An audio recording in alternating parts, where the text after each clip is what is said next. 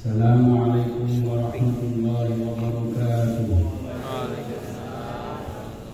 Ila hadratil Mustafa Muhammadin sallallahu alaihi wasallam wa ala alihi wa ashabihi wa azwajihi wa dhurriyyatihi wa ahli baitihi ajma'in. Wa ila hadrati syekhuna wa mursyiduna al-Fatihah. Bismillahirrahmanirrahim.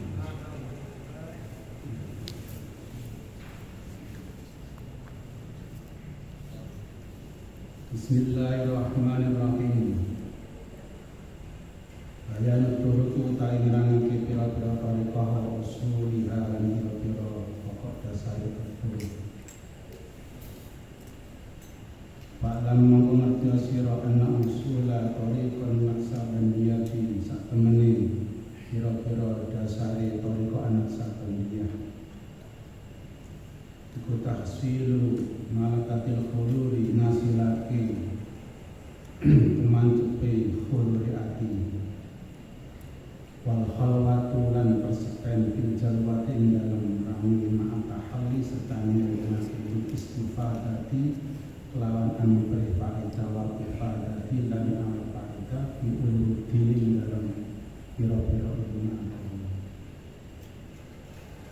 kata jazilan lepas bijawani awan mu'mininan lawan pira-pira pacani awami pira-pira ini wa ikhfa'u dzikri lan nyamarati dzikir wa hifdzul anfasi lan naqsa pira-pira ambekan bihaitsu la yakhruju sekiranya orang empu wala yaqululan orang empu apa nafsun saambekan ma'al ghaflati serta nilai anillahi sami Allah Ta'ala al-karim kamu fatahallukulan kali akhlaqin nabi kelan biro-biro akhlaqin nabi sallallahu alaihi wasallam sahibul khuluqi kang biro-biro akhlaq al-karim kamu.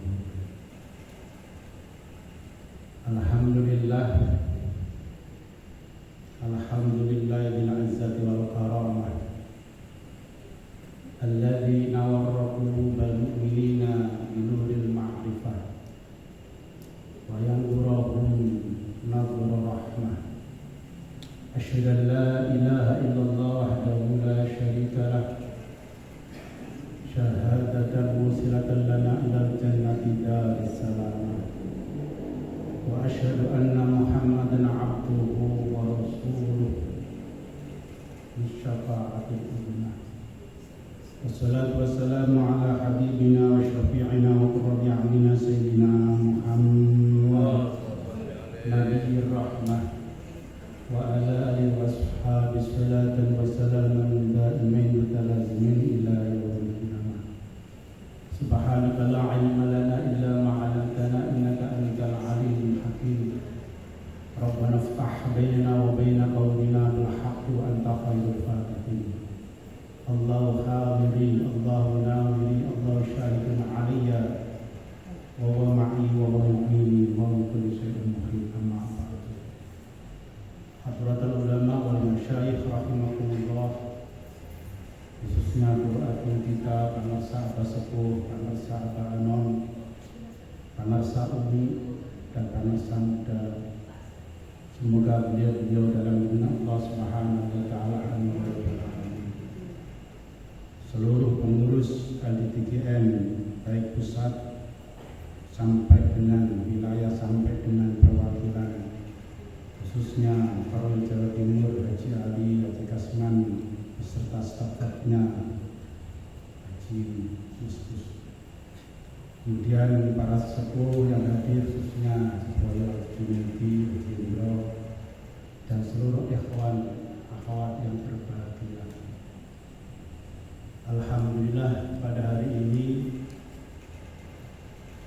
kita masih diberi Allah nikmat yang sangat luar biasa, nikmat kesehatan dalam ketaatan, nikmat umur panjang dalam ketaatan, sehingga kita masih bisa melaksanakan rutinitas kita sekaligus kebutuhan kita, yakni belajar zikir bersama, tawajuh kita kepada guru-guru kita, kemudian dilengkapi dengan khidmat ilmiah dengan satu harapan semoga penambahan ilmu kita, pengetahuan kita semakin mendekatkan kepada Allah Subhanahu wa taala dan menjadikan ibadah kita tidak saja kualitasnya dan kualitas tapi menjadi tanda bahwa kita senantiasa ridho kepada Allah Subhanahu wa taala lewat guru-guru kita. Ya Rabbal alamin. Ikhwan hadirin yang berbahagia, melanjutkan kajian bulan kemarin mengenai beberapa thariqah dan dasar-dasar pokok dari para thariqah. Bulan kemarin telah saya singgung tentang beberapa dasar thariqah Naqsabandiyah. Ini banyak sekali di sini. Yang mana thariqah Naqsabandiyah itu disandarkan kepada satu ulama yang masyhur pada zamannya. Kalau diruntut daripada baginda Rasul, kemudian pada zaman sahabat, An-Naqsabandiyah ini disebut dengan thariqah As-Siddiqiyah yang disandarkan kepada sahabat sekaligus perjuangan baginda Rasul, yakni Sayyidina Abu Bakar As-Siddiq. Yang mana thariqah An-Naqsabandiyah ini menitik beratkan pada zikir khafi, amaliyah batin, meskipun lahiriahnya itu seakan-akan tidak banyak ibadah, tetapi ibadahnya adalah ruhani. Maka di situ satu hadis yang sangat terkenal, beliau Nabi telah bersabda, "Ma faddalakum Abu Bakrin bi kasrati sholatin wa shadaqatin wa siyamin walakin syai'un waqara fi qalbi." Abu Bakar itu bisa mengalahkan kalian itu bukan karena banyaknya sholat, bukan karena banyaknya sedekah ataupun puasa, ibadah-ibadah yang dohir. Sholat pasti kelihatan karena ada takbir berdiri. Sedekah kelihatan, zakat kelihatan memberikan sesuatu. Puasa pun meskipun kadang kita tahu tapi kelihatan karena ada bentuk kelemahan. Tapi apa yang menyebabkan Abu Bakar ini melebihi daripada sahabat-sahabat yang lainnya di situ, sehingga beliau dikatakan nanti salah satu sahabat yang masuk surga tanpa hisab, hisabnya hisab asli. Bahkan sebagian ada riwayat mengatakan seandainya ada nabi setelah aku adalah Abu Bakar. Karena apa? Syai'un waqara fi qalbi. Karena zikir yang menggema di dalam hati daripada beliau Abu Bakar. Jadi zikirnya itu tidak putus sama sekali. Ini yang menitik beratkan daripada thariqah An-Naqsabandiyah. Kemudian berlangsung pada masa tabi'in, ini disandarkan dengan salah satu tabi'in yang tidak terkenal. Secara umum tidak ada yang mengenal siapa Abbas Al-Qarni. Thariqah ini disebut dengan thariqah Uwaisiyah. Tidak ada yang mengenal siapa namanya Abbas Qarni. Jangankan orang-orang hebat, tetangganya saja tidak ada yang mengenal. Malah dia mengenal Abbas Qarni orang yang gendeng. Orang gigi lainnya siapa? Orang gendeng. Tapi karena beliau Nabi ini mendapat daripada Allah, nanti ada segalangan daripada tabi'in yang mana mereka itu bisa melebihi daripada tingkatan-tingkatan sahabat. Sehingga Sayyidina Ali dan Umar diperintahkan Nabi, nanti seandainya kamu bertemu dengan kuasa Al-Qarni, tolong salamku kepada beliau dan minta berkah kepada akhirnya dicari betul oleh sahabat ini. Ketemu, tidak ada yang kenal di situ siapa pun, tidak ada di situ, hanya pengembala tidak biasa, karena mengatakan mungkin dengan boleh. Akhirnya karena yang mencari seorang khalifah sama sahabat akhirnya menjadi terkenal. Setelah terkenal, dia tidak mau terkenal, menghilangkan jejak, hilang terus sampai akhir hayatnya tidak ada yang mengenal, hanya seorang lagi yang bisa mengenal. Itu berjalannya menempuh jarak dan waktu yang sangat lama untuk bisa menemukan dari Al-Quran. Kemudian masa tabi'in, kemudian para ulama-ulama terusnya diteruskan dengan ulama besar yang disebut dengan Muhammad Baruddin An-Naqsyabandi. Punya guru namanya Amir Al-Khulail, punya guru Muhammad Ba'as As-Samasi. Dititik beratkan pada zikir khafi. Karena Naqsyabandi ini, beliau ini seorang ulama, seorang murid, pernah menyantri, pernah berguru pada zikir atau thariqah yang zikirnya jahri. Tapi ketika beliau zikir tidak pernah mengeraskan sama sekali, diam saja. Tapi diamnya diam zikir, bukan karena ngantuk, bukan. Bikin diamnya dia tawa jurofito, sehingga banyak hewan-hewan yang lain itu hasut. Dilaporkan kepada Amir Khulail, ya Syekh, ini ada murid engkau yang tidak mau zikir dengan jahri, diam terus. Tapi karena beliau Amir Khulail ini termasuk wali Allah, mungkin tahu bahwa ini ada orang hebat, calon orang hebat yang bisa meneruskan daripada sebuah thariqah terbesar, yakni thariqah An-Naqsyabandiyah. Baru nanti setelah lama bertemu dengan bersama dengan mursyid kita, yaitu Syekh Ahmad Khatib As-Sanbasi, yang mana beliau mendapatkan khilqah hijayah daripada Naqsyabandi dari Syekh Khalid Al-Hilmi.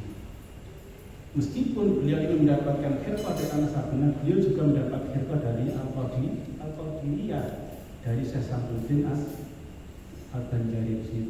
Nah, setelah mendapatkan dua gelar daripada ini, beliau menggabungkan menjadi khilqah Qadiriyah An-Naqsyabandi sampai dengan kita sama Bapak Jumat hubungan daripada dua thariqah.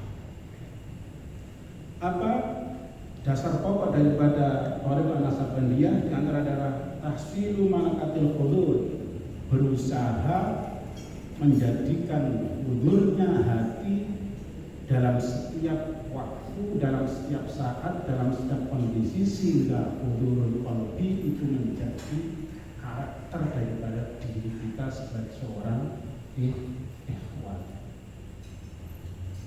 Sulit nih menghadirkan hati dalam setiap keadaan di situ. Mungkin kita bisa hudur qalbi dalam zikir, tapi juga terkadang kita zikir juga tidak hudur. Terkadang kita sholat bisa hudur, tapi terkadang banyak tidak hudurnya di situ. Maka dalam kitab guru kita itu beliau berwasiat wanti-wanti kepada muridnya, fal yahdar al-muriduna min tasa'is syaitan. Wahai para murid, hendaklah kalian itu waspada tentang godaan-godaan, waspas daripada syaitan. Faqad yasuddahu an dzikrillahi biwaswadatin khafisatin, yang mana setan itu senantiasa menghalangi kita agar kita itu tidak atau meninggalkan daripada zikir kepada Allah Subhanahu wa taala dengan waswas gangguan yang sangat kecil. Apa gangguan? Fayulki fi sadri annaka tadhkuru bilisanika wa laisa fi qalbika hudur. Ini yang sering terjadi pada diri kita para ini. Setelah kita zikir, niatnya teko omah jejeg, kumpul ning profil, melok zikir, melok kuwabe. Ternyata setelah zikir, yang bisa zikir hanya lisan kita. Hatinya terapelin kemana-mana, giling dagangan, giling pasar, giling apa kuwabe. Yang semula tidak ingat malah menjadi ingat ketika kita zikir. Itu ingat itu yang dijatuhkan daripada setan terhadap setiap murid. Setan mengatakan, oh samiali ngono rugi kon. Ya bener awakmu iso zikir lisanmu la ilaha, tapi hatimu gak hudu. Hatimu oh. Ini kita waspada betul. Jangankan dalam majelis zikir, dalam sholat pun begitu ini. Takbir kita masih khusyuk, Fatihah masih khusyuk. Ternyata pas ruku mau sujud di situ ingat cicilan masalah sudah. Terus pulang.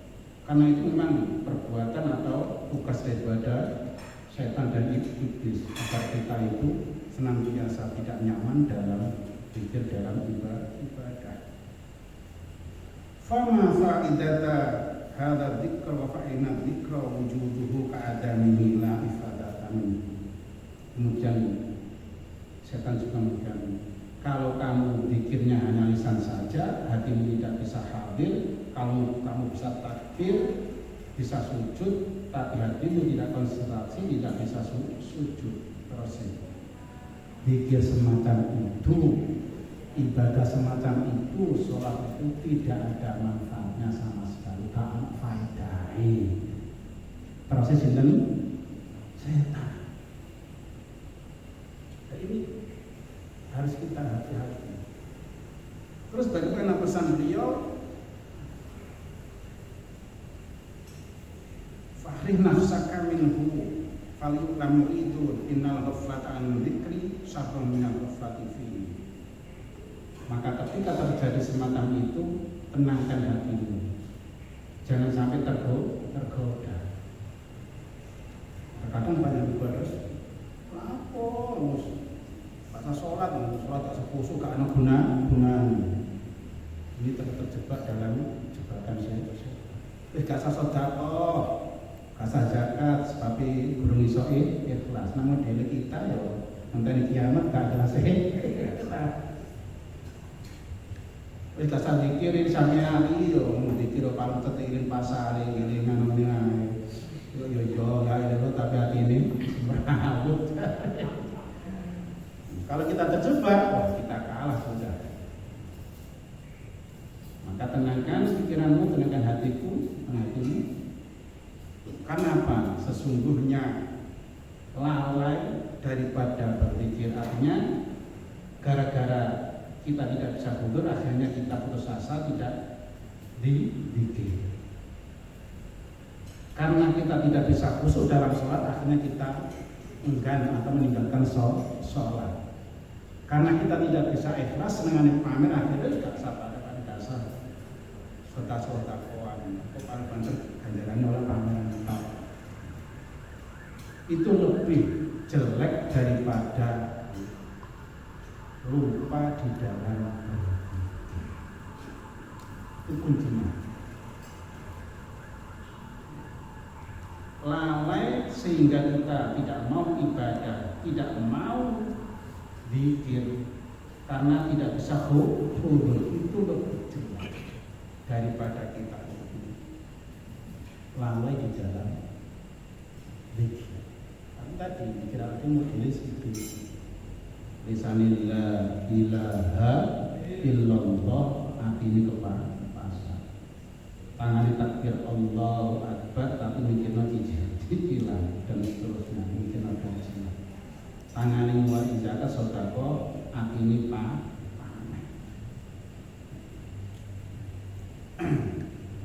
Terus jalan keluarnya bagaimana? Wa idza arada ayaksibal hudura falujalis sayakhahu. Jika seorang murid kepingin menghasilkan daripada hudurul qalbi, senantiasa bisa menghadirkan hati khusyuk dalam setiap ibadah, terutama dalam zikir, falujalis sayakhahu, hendaknya dirinya senantiasa berdekatan jagongan dengan syekh mursyidnya. Ini salah satu kunci jalan keluar. Salah tadi. Karena apa?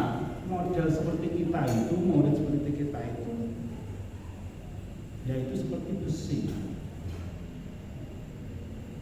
Besi kalau menjauh daripada magnet dan seterusnya nanti akan karam di situ.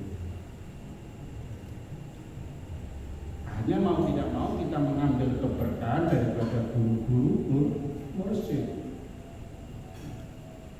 Berdekatan saja itu sudah menghasilkan daripada hudurul qalbi. Maka dalam ajaran mereka biasanya ada tawajjuh, ada robito. Sehingga dengan robito tersebut seandainya setan itu mengganggu kita, tidak akan mampu. Seandainya mampu, tetap kita bisa menepis daripada godaan-godaan tersebut. Jadi para wali-walinya Allah, para mursyid Allah itu sudah diberi oleh Allah cahaya, yang mana dengan cahaya tersebut para setan, para iblis itu sudah silau. Bagaimana dia akan mendekat, bagaimana akan mengganggu. Dia melihat saja sudah kecil. Akhirnya kalau para muridnya itu mendekat gurunya, bermajlis, bertawajuh, berrobito, keberkahan sinar-sinar beliau, cahaya beliau akan memberkahi daripada yang dekat. Itu jalan salah satunya agar kita bisa hurul. Kemudian bagaimana lagi kalau kita tidak bisa menemukan seorang mursyid, mursyidnya sudah wafat dan seterusnya.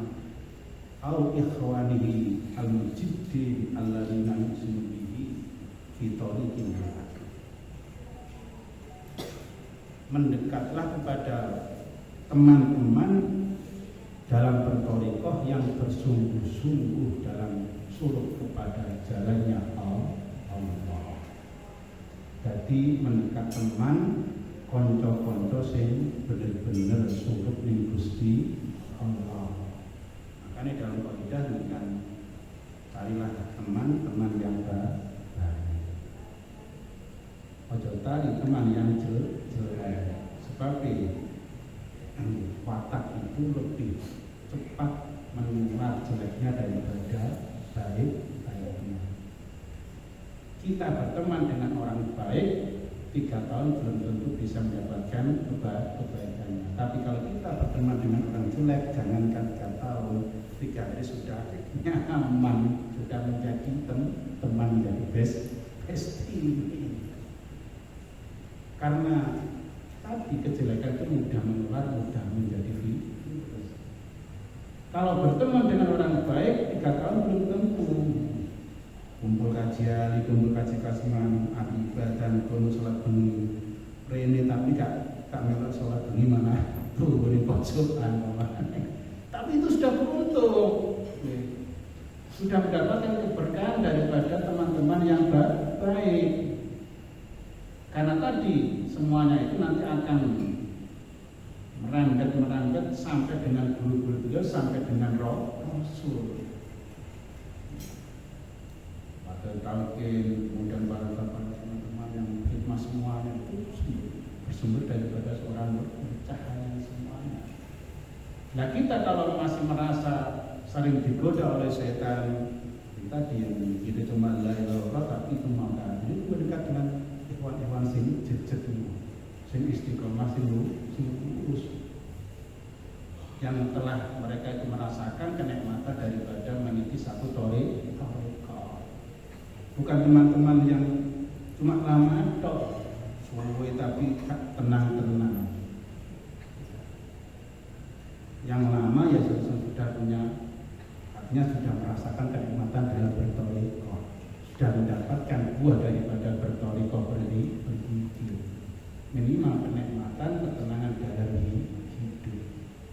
Bukan patokan yang sukses dunia, bukan. Wah, ngedeki kaji kasman oh sugaya salah.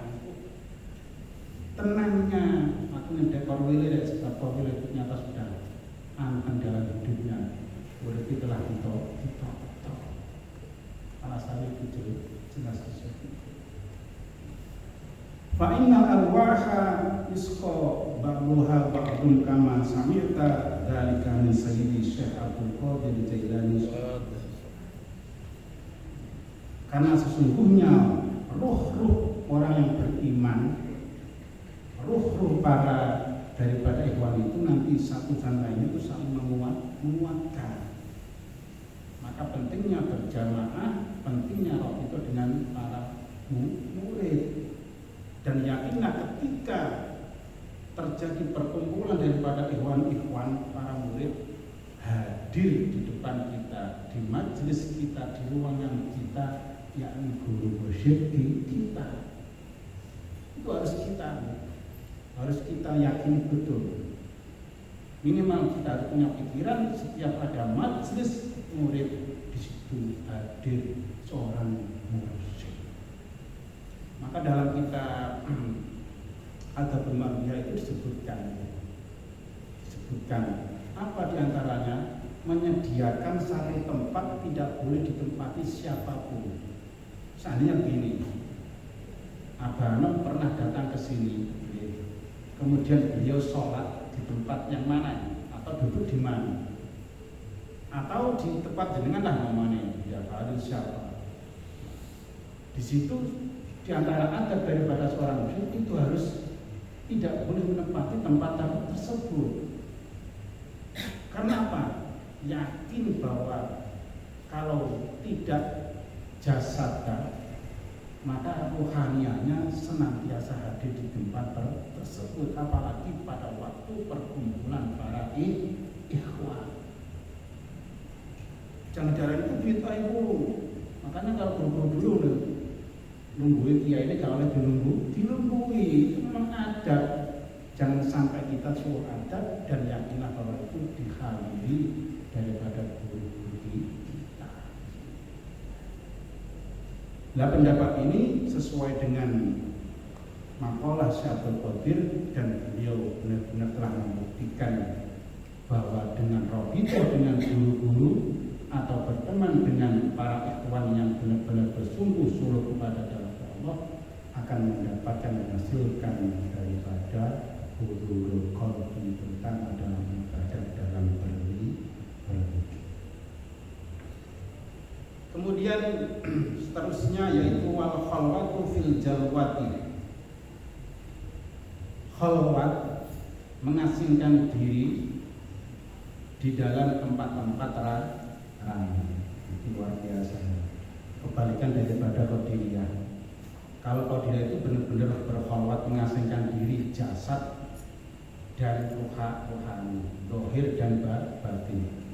Zahirnya dunia tinggalkan 100% dengan harapan nanti akan rohaniyahnya meninggalkan dunia secara 100%. Tapi kalau anak sarjana tidak, meninggalkan daripada dunia dengan rohani.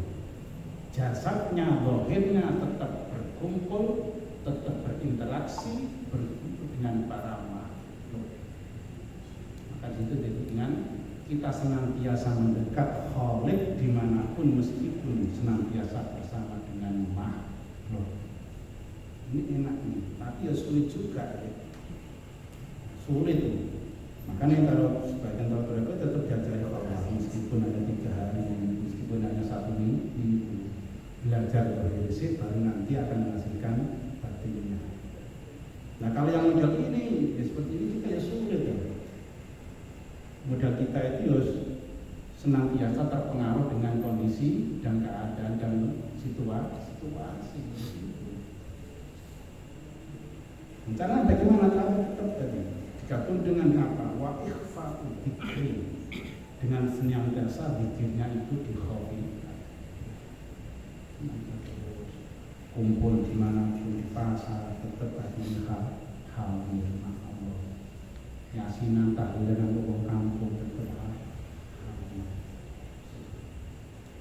Apalagi di tempat-tempat ibadah, apalagi tempat zikir, lebih lagi kalau di sini. Nah, khalwat mengasingkan diri dalam keramaian itu dengan tujuan apa? Dengan tujuan jangan merasa lebih baik daripada orang lain. Merasalah bahwa diri kita itu jelek-jeleknya daripada makhluk.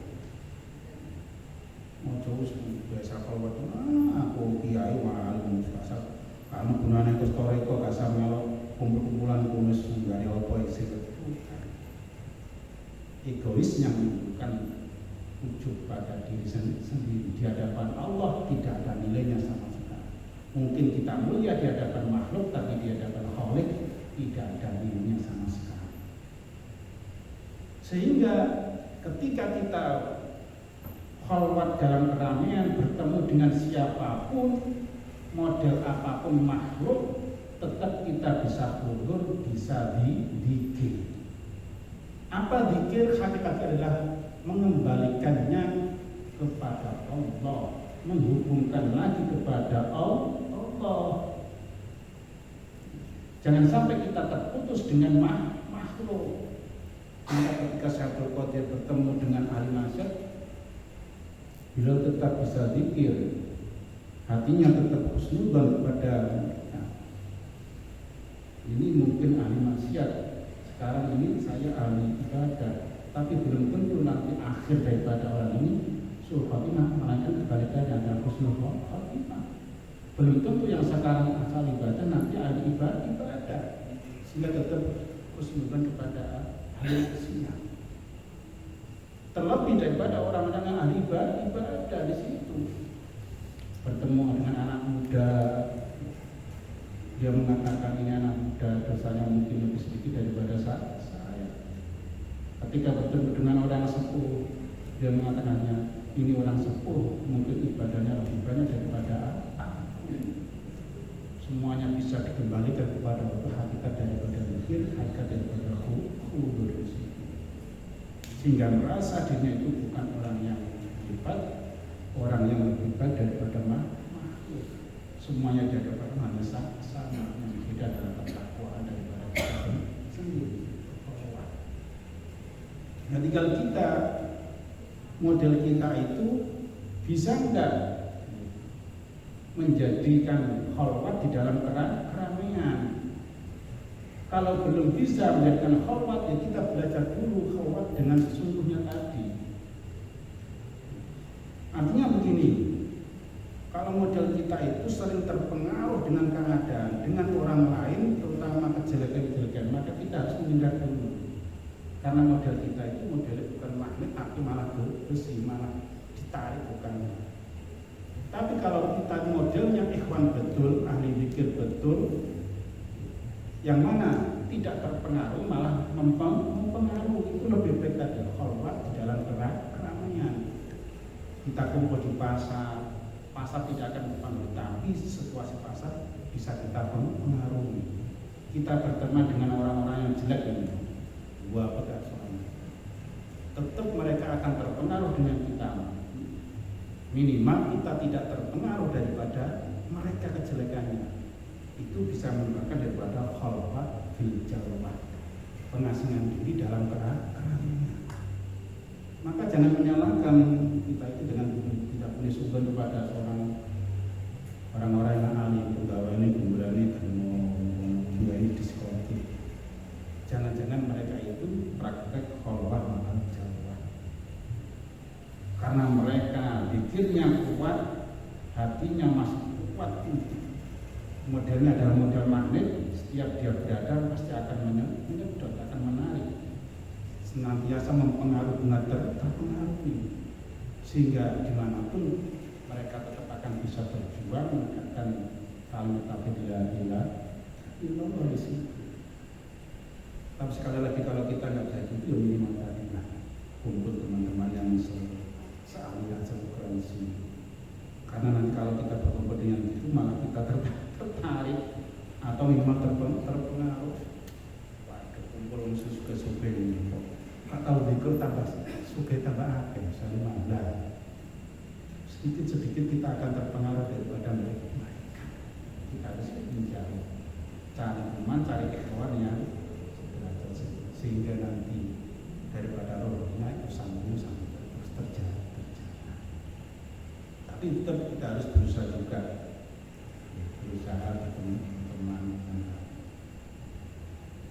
Kemudian watajazi bijazi awamin ini memakai pakaian perhiasan atau sesuatu yang dipakai oleh orang-orang awam, orang mukmin.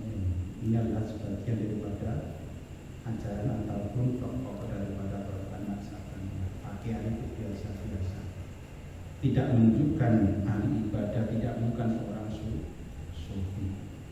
Maka kita terkadang lihat foto-foto daripada guru kita, ya pakaiannya biasa, seperti orang-orang awam.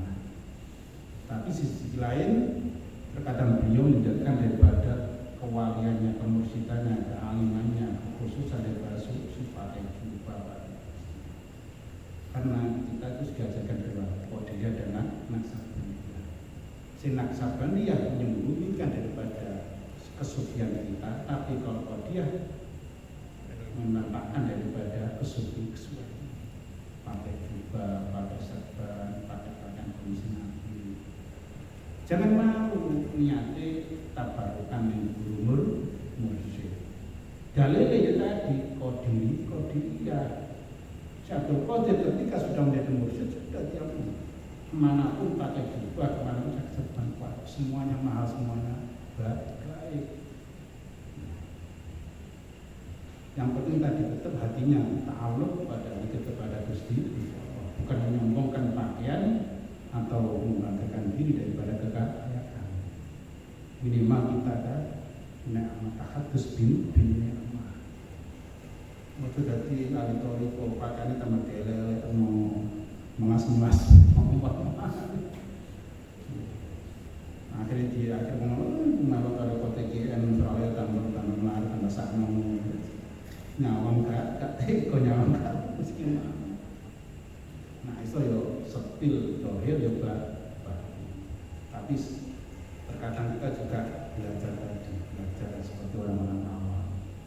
Maka di dalam sebagian di awal itu ada dialog mengelana perkelana itu pakaiannya seadanya atau perkelana tidak dikenal.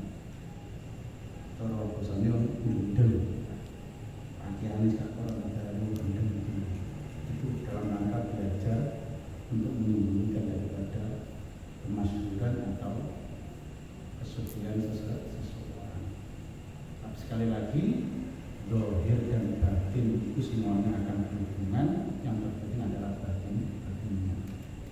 Apa artinya kalau kita pakaian kita jelek-jelek, itu yang tapi tidak bersyukur. Menunjukkan kita itu butuh terhadap dunia, itu juga di hadapan Allah membahayakan kita. Lebih baik kita pakaian kita baik-baik, nyentris, nyentrik, tapi hati kita tetap ta'alluq kepada Allah, tetap tahadus bin nikmah, sehingga kita nanti menjadi orang yang dibawa, yang terhormat, mulia di hadapan Allah sekaligus mulia di hadapan makhluknya. Kemudian wal hifdzul anfas bi haitsu la yakhruju wa la yadkhulu nafsun ma'al ghaflah an dzikrillah ta'ala.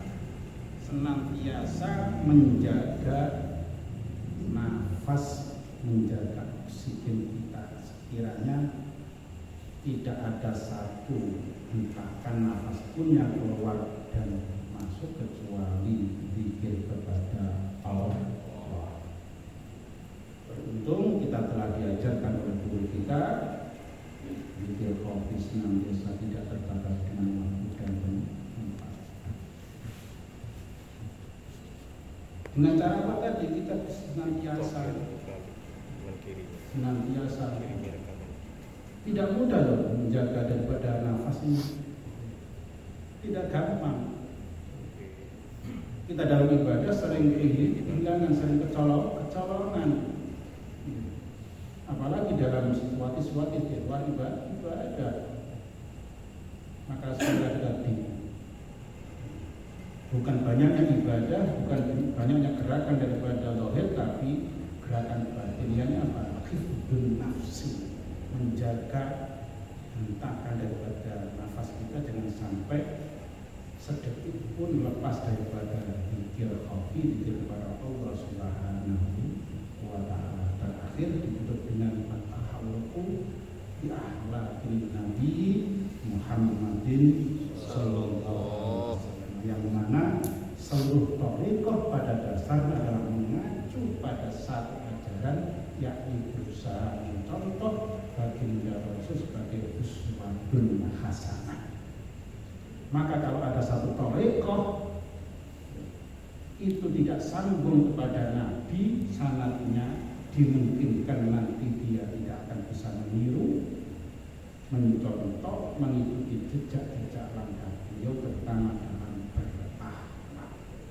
Dan di antara akhlak beliau adalah senantiasa menjadi orang-orang yang ahli bermaaf, tidak pendendam, bermurah kasih, murah senyum, sebagaimana yang diajarkan oleh guru-guru kita, dipraktekkan oleh guru kita, senantiasa murah senyum, senantiasa belas kasih kepada siapapun, sehingga para musyrik itu nanti akan mewarisi sifat baginda Rasul, yakni Raufur Rahim dan menjadi rahmatan lil alamin.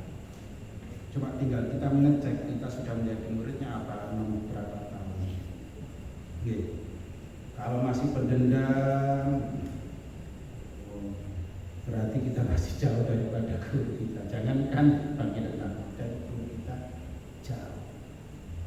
Kalau kita sering masih marah-marah, sering murid-murid, sering suudzon kepada orang lain, bahkan tidak bisa memberi rahmat kepada sekitarnya, berarti kita masih jauh daripada ajaran tauhid. Kalau kita masih jauh daripada tauhid, berarti kita jauh daripada baginda Rasul. Mungkin kita sudah berulang-ulang kali mengadakan milad, dzikra maulid Rasul, tapi hanya secara simbolis seremonial saja. Hakikatnya kita masih belum bisa mengadakan dzikra maulid Rasul, karena hakikat daripada dzikri maulid itu adalah menanamkan, meniru, dan menjadikan beliau sebagai idola kita, pimpinan kita dalam segala yang kita laksanakan, amaliyah kita, ibadah kita, aktivitas kita, sehingga kita nanti berhak mendapatkan syafaat beliau, digandeng dengan guru kita di bawah naungan bendera baginda Rasul Muhammad sallallahu alaihi wasallam. La ilaha illallah Muhammadur Rasulullah. Semoga yang kami ketika kita ini bisa memberkahi kita semua, berkat kita semua, terutama dalam kita meniti jalannya Allah, thariqah yang thariqah qadiriyah nasabandiyah. Dengan perlahan-lahan kita meniru daripada tingkah-tingkah beliau, amalan kita, terutama zikir kita, manaqib kita, rutinitas kita, insya Allah kita menjadi ikhwan yang baik, dan jaminannya kita akan khidmah kepada beliau, karena siapa khidmahnya baik, kita akan mendapatkan berkah dan berdoa. Amin ya rabbal alamin. Ihdinas siratal mustaqim. Wassalamualaikum warahmatullahi wabarakatuh. Allahumma shalli ala nabiyil Muhammad